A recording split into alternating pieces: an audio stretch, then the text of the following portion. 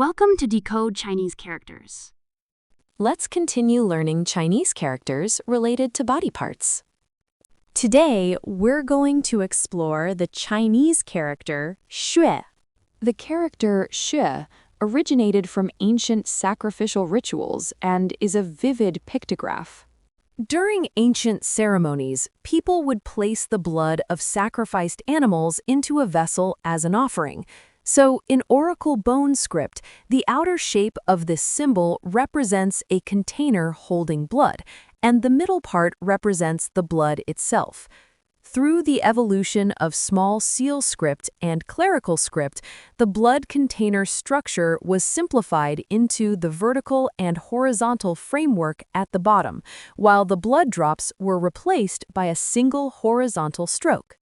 Later, the top stroke that represented blood became a left falling stroke, and the lower part turned into the component mean, a pictograph meaning a dish-like vessel, forming the modern character we see today. The core meaning of the Chinese character shi is blood. Based on this, it also extends to profound ideas such as blood ties, courage, and sacrifice, spanning multiple layers of physiology, emotion, and culture. Let's look at some examples. 血液 means the red liquid tissue that circulates in the cardiovascular system. 血管 means the vessels through which blood flows. 血型 means blood types classified by antigens on the surface of red blood cells. Here, 血 directly refers to blood and blood-related concepts.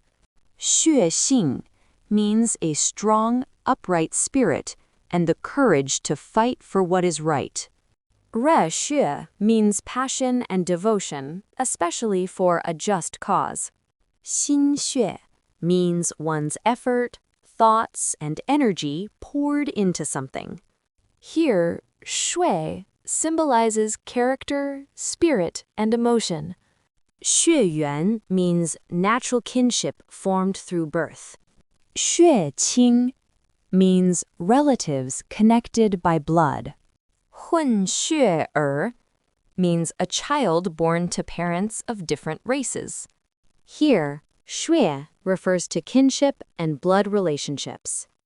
The character xue is a single component character with 6 strokes, in this order: left falling stroke, vertical, horizontal turning stroke, a horizontal line that turns downward, vertical, vertical, horizontal. We can break it down as one left falling stroke plus the mean component. First, write a left falling stroke in the upper left area of the grid. Next, draw a short vertical line down from the lower left of that stroke. Then, starting at the top of the vertical line, write a horizontal turning stroke. After that, inside the vertical part of the turning stroke, add 2 short parallel vertical strokes. Finally, write one long horizontal stroke underneath the 2 short vertical strokes. The character xue has another pronunciation, xie. The meanings are exactly the same. The difference lies mainly in the contexts where they are used. Here's a simple metaphor to tell them apart. 序, like wearing formal clothes, used in formal, written, and compound word contexts.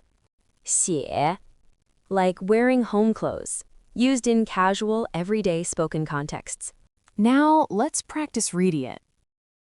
血 血 血 写 写 写. So, how do we pronounce this word? In formal or written contexts, such as news reports or articles, read 流血. For example, 战士们为国家流血牺牲. It means soldiers shed blood and sacrificed for their country. In everyday spoken contexts, such as chatting or describing something small, read 流血. For example, 我不小心割到手流血了. It means I accidentally cut my hand. It's bleeding. Have you learned it? Thanks for watching. Don't forget to like and subscribe. More Chinese character stories are coming soon.